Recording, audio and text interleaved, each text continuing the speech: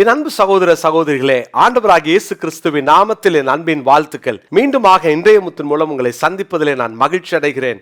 கர்த்தர் உங்களை ஆசீர்வதிப்பாராக. லூக்கா சுவிசேஷம் 17ஆம் அதிகாரம் 17ஆம் வசனத்தில் இன்னொரு இந்த கேள்வி எங்கே என்ற கேள்வியை நாம் பார்க்கிறோம். அப்பொழுது இயேசு, சுத்தமானவர்கள் 10 பேர் அல்லவா, மற்ற 9 பேர் எங்கே? சுத்தமானவர்கள் 10 பேர் அல்லவா, மற்ற 9 பேர் எங்கே?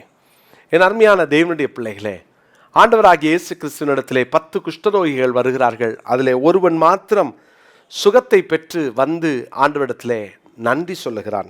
பாருங்க, இந்த 10 பேரும் சொஸ்தமானார்கள். ஆனால் ஒருவன் தான் மீண்டும் திரும்பி வருகிறான். சொஸ்தமானவர்கள் 10 பேர் அல்லவா, மற்ற 9 பேர் எங்கே? ஒருவேளை இந்த சொஸ்தமான கூட்டத்திலே நீங்களும் நானும் இருக்கிறோம். ஒவ்வொரு நாளும் நமக்கு ஒரு சுகத்தை கொடுத்திருக்கிறார். ஒவ்வொரு நாளும் நமக்கு ஒரு ஆரோக்கியத்தை கொடுத்திருக்கிறார். ஒவ்வொரு நாளும் ஜீவனையும் சுகத்தையும் பலனையும் தந்திருக்கிறார். நாம் திரும்பி வந்த அந்த ஒரு மனிதன் அல்லது அவரை மறந்து போன மற்ற 9 பேரோடு கூட இணைந்திருக்கிறோமா? யோசித்து பார்ப்போம். நிறைய நேரம் நம்ம ஆண்டவருக்கு நன்றி சொல்ல மறந்துடுறோம். நம்ம ஆண்டவரை துதிக்க மறந்துடுறோம். யோசித்து பாருங்களேன், துதிக்கிறத விட ஒவ்வொரு நாளும் நம்முடைய வாழ்க்கையில் இருக்கிற கஷ்டத்தை நினைச்சு முறுமுறுக்கிறோம். ஒவ்வொரு நேரம் நம்ம புலம்புறோம். ஏதோ ஒரு காரியத்தை நினைச்சு புலம்பிட்டு தான் இருக்கிறோம். அருமையான தேவனுடைய பிள்ளைகளே, தேவன் இன்னைக்கு நம்ம வாழ்க்கையோடு கூட இடைப்பட விரும்புகிறார். தயவு செய்து ஏதோ ஒரு காரியம் உங்கள் வாழ்க்கையில் நடக்கலை, நன்றி சொல்லுங்க. இல்லை தாமதமாகுது, நன்றி சொல்லுங்க. ஒருவேளை நீங்கள் அதை இழந்திருக்கலாம், நன்றி சொல்லுங்க.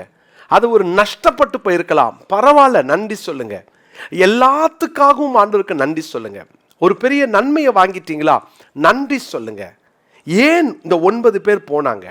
இந்த 9 பேர் ஆண்டவரத்தில் திரும்ப வந்து நன்றி சொல்ல மறந்ததுக்கு என்ன காரணம்? ஒன்று, அவர்களுக்குள் நன்றி உணர்வு இல்லை. நன்றி உணர்வு இருந்தால் அவங்களால வராமல் இருக்க முடியாது. அதனால தான் சங்கீதக்காரனாகிய தாவீது 103ஆம் சங்கீதத்தின் முதல் 2 வசனத்தில் மனப்பாடமாக நம்ம சொல்கிறோம். மனப்பாடமாக நம்ம அடிக்கடி டெய்லி இந்த ஜபங்களில் நம்ம சொல்கிறோம். ஆனால் கொஞ்சம் யோசித்து பாருங்க. ஒவ்வொரு முறையும் உங்கள் வாழ்க்கையில் தேவனுக்கு நன்றி சொல்லும் பொழுதெல்லாம், என் ஆத்மாவே கர்த்தரை ஸ்தோத்திரின்னு நிறுத்தி நிதானமாக சொல்லுங்க. நன்றி உணர்வு இல்லாதவர்களால், நன்றி அறிவு இல்லாதவர்களால் ஆண்டவரிடத்தில் திரும்பி வந்து நாம் நன்றி சொல்ல முடியாது. இந்த நன்றி உணர்வு நமக்கு தேவை, எல்லாருக்குள்ளேயும் தேவை.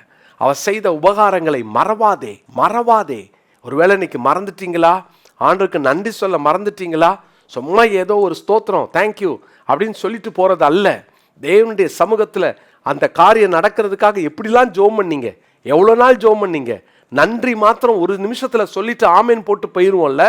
நன்றி மாத்திரம் ஒரு நிமிஷத்தில் சொல்லிட்டு ஒரு பிரியாணி சாப்பிட்டுட்டு போயிடுவோம். ஒரு சின்ன ஒரு விருந்து ஆயத்தம் பண்ணிட்டு போயிடுவோம். ஒரு சின்ன சாட்சி, 5 நிமிஷம் சாட்சி சொல்லிட்டு போயிடுவோம். ஆனால் அந்த காரியத்துக்காக எத்தனை நாட்கள் இந்த பிரச்சனை தீரணும்னு சொல்லி ஜெபம் பண்ணிட்டு கடைசியில் ரொம்ப சிம்பிளாக ஒரு 5 நிமிஷம் ஒரு சாட்சியை சொல்லிட்டு அதோட கூட நம்முடைய ஸ்தோத்திரங்களை முடிச்சிருவோம். தேவனுடைய பிள்ளைகளே, காலம் ஃபுல்லாக நன்றி சொல்லுங்க. முதலாவது, நன்றி மறந்தவர்கள் அந்த 9 பேர். இரண்டாவதாக, சங்கீதங்களின் புஸ்தகம் 10ஆம் சங்கீதத்தின் 3வது வசனத்தில் பாருங்களேன். துன்மார்க்கன் தன் உள்ளம் இச்சித்ததை பெற்றதினால் பெருமை பாராட்டி பொருளை அபகரித்து தன்னைத்தான் போற்றி கர்த்தரை அசட்டை பண்ணுகிறான். இரண்டாவது, இவர்கள் அசட்டை பண்ணினார்கள். இன்னொரு வார்த்தையில சொல்ல போனா, அவர்கள் தங்களுடைய தகுதியை மறந்து விட்டார்கள். இதெல்லாம் கிடைக்கிறதற்கு நான் தகுதியா அப்படின்னு யோசித்துட்டாலே ஓடி வந்து அவருக்கு நன்றி சொல்வோம். ஒருவேளை இவங்களுடைய வாழ்க்கையெல்லாம் தனிமைப்படுத்தப்பட்டிருக்க வேண்டும், வாழ்க்கையெல்லாம் அவங்க தீட்டாக கருதப்பட வேண்டியவர்கள். ஆனால் 9 பேரும் வந்து ஆண்டவரிடத்துல நன்றி சொல்ல மறந்துட்டாங்க. ஒருத்தன் தான் வந்தான். அந்த 9 பேர் யார் தெரியுமா? இந்த நன்மை பெறுவதற்கு எனக்கு என்ன தகுதி இருக்கு? ஒரு மனுஷன் தகுதியை நினைக்க ஆரம்பிச்சிட்டாலே தேவனுடைய பாதத்திலேயே விழுந்து கிடப்பான். எனக்கு என்ன தகுதி இருக்கு? யோசித்து பாருங்க. ஒரு நன்மை நடந்த உடனே நான் எவ்வளோ ஜெபம் பண்ணேன்னு தெரியுமா, எனக்கு என்ன தெரியுமா, எவ்வளோ ஃபாஸ்டிங் இருந்தேன்னு தெரியுமா, நான் எவ்வளோ தியாகம் பண்ணேன்னு தெரியுமா அப்படின்னு சில நேரம் சில நன்மை நம்மளை விட்டு போகிறது. அல்லது சில நன்மைகள், கிடைத்த நன்மைகளுக்காக நம்ம அந்த கிரெடிட்டை எடுத்துட்டு நான் தான் இதை செஞ்சேன், அதனால தான் எனக்கு கிடைச்சதுன்னு நினச்சிக்கிட்டோமே தவிர, என் தகுதிக்கு மிஞ்சினதை கர்த்தர் எனக்கு செய்தார்னு எத்தனை நேரம் நம்ம யோசித்திருக்கிறோம். பிரியமானவர்களே, ஒரு நாளும் உங்களுடைய ஏதோ சில பெரிய காரியம்தான் இந்த ஆசீர்வாதத்தை கொண்டு வந்துச்சுன்னு தயவு செய்து யோசிக்காதீங்க. அப்படி யோசித்துட்டாலே நம்ம நன்றி சொல்ல மறந்துடுவோம், நம்மளை பூஸ்ட் பண்ணிடுவோம். நன்றி சொல்லாமல் போன காரணம் என்ன தெரியுமா? தகுதியை மறந்தவர்கள். மூன்றாவதாக லூக்கா சுவிசேஷம் 10ஆம் அதிகாரத்தின் 41-42 வசனங்களை நான் வாசிக்கிறேன். இயேசு அவளுக்கு பிரதியுத்தரமாக, மார்த்தாளே, நீ அநேக காரியங்களை குறித்து கவலைப்பட்டு கலங்குகிறாய், தேவையானது ஒன்றே, மரியாள் தன்னை விட்டு எடுபடாத நல்ல பங்கை தெரிந்து கொண்டாள் என்றார். பாருங்க, நன்மை பெற்ற உடனே என்ன நடந்துடும் தெரியுமா? இவங்க எல்லாரும் பயங்கர பிஸி ஆயிடுவாங்க. அதுக்கப்புறம் எனக்கு தான் இப்போ குஷ்டரோகம் சரியாயிடுச்சு, எனக்கு ஒரு வேலை கிடைச்சிருச்சு, சுகம் கொடுத்தவருக்கு நன்றி சொல்றதுக்கு பதிலாக அவங்க ஆண்டவருக்கே நேரம் இல்லைன்னு சொல்லுவாங்க. நேரம் இல்லை எங்க பிரதர், நேரம் இருக்கு.